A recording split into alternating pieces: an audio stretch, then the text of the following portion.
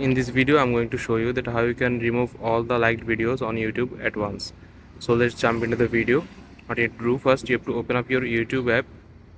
So after opening the YouTube app, what you have to do, you have to go to your profile, then you have to scroll a little bit to find the liked videos playlist. After go find the playlist, you have to click on liked videos. So there is all the videos that you have liked on YouTube. So if you want to clear them all, you have to follow every steps that I'm going to show you. So after going to the liked video playlist, what you need to do, you have to click on the video that you want to remove, the three dot bar icon in the top right corner. Then you have to click on remove from liked videos.